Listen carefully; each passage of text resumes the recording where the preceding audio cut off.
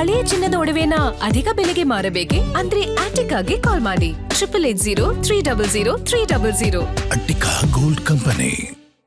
ಪರಪ್ಪನ ಅಗ್ರಹಾರ ಜೈಲಿನಲ್ಲಿ ಕೈದಿಗಳು ಪುಂಡಾಟ ಮೆರೆದಿದ್ದಾರೆ. ಜೈಲಿನಲ್ಲಿರುವಂತಹ bomb blast ಕೈದಿಗಳು ಕಿರಿಕ್ ಮಾಡಿದ್ದಾರೆ. ಧರ್ಮದ ಪರವಾಗಿ ಘೋಷಣೆ ಕೂಗಿ ಪ್ರತಿಭಟನೆ ಮಾಡಿದ್ದಾರೆ.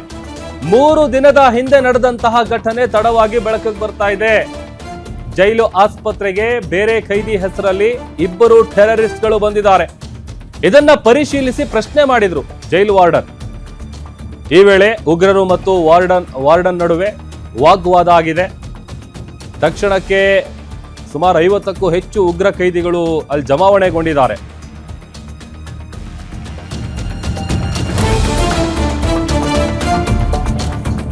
ಒಂದು ಧರ್ಮದ ಪರವಾಗಿ ಘೋಷಣೆ ಕೂಗಿ ಪ್ರತಿಭಟನೆ ಮಾಡಿದ್ದಾರೆ. ಜೈಲು ವಾರ್ಡನ್ ಮೇಲೆ ಹಲ್ಲೆ ಮಾಡೋದಕ್ಕೂ ಕೂಡ ಯತ್ನಿಸಿದ್ದಾರೆ. ತಕ್ಷಣ ಸ್ಥಳಕ್ಕೆ ಹಿರಿಯ ಅಧಿಕಾರಿಗಳು ಬಂದು ಪರಿಸ್ಥಿತಿಯನ್ನ ಹತೋಟಿಗೆ ತಂದಿದ್ದಾರೆ. 3 ದಿನದ ಹಿಂದೆ ನಡೆದಿರುವಂತಹ ಘಟನೆ ಈಗ ತಡವಾಗಿ ಬೆಳಕಿಗೆ ಬರ್ತಾ ಇದೆ. ಬಾಂಬ್ ಬ್ಲಾಸ್ಟ್ ಕೈದಿಗಳು ಕಿರಿಕ್ ಮಾಡಿರೋದು.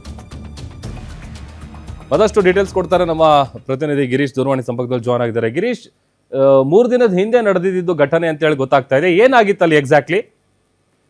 ಪ್ರಭು, ಖಂಡಿತವಾಗಿಯೂ ಬೆಂಗಳೂರಿನ ಪರಪ್ಪನ ಅಗ್ರಹಾರದ ಜೈಲೇನಿದೆ ಅದು ಸಾಕಷ್ಟು ವಿಚಾರಗಳಿಗೆ ಇತ್ತೀಚಿನ ದಿನಗಳಲ್ಲಿ ಕಾರಣವಾಗ್ತಾ ಇದೆ ಅಂತ ಹೇಳ್ಬೇಕು. ಅದರಲ್ಲಿ ಒಂದು ಕಡೆ ಗಾಂಜಾ ಸಿಗ್ತಾ ಇದೆ, ಫೋನ್ ಸಿಗ್ತಾ ಇದೆ ಅಂತ ನೋಡ್ತಾ ಹೋದ್ರೆ, ಮತ್ತೊಂದು ಕಡೆ ಈ ರೀತಿಯ ಗುಂಪು ಘರ್ಷಣೆಗೆ ಕಾರಣ ಆಗ್ತಾ ಇದೆ. ಅಷ್ಟಕ್ಕೂ 3 ದಿವಸಗಳ ಹಿಂದೆ ಈ ಒಂದು ಘಟನೆ ಅಲ್ಲಿ ನಡೆದಿದೆ.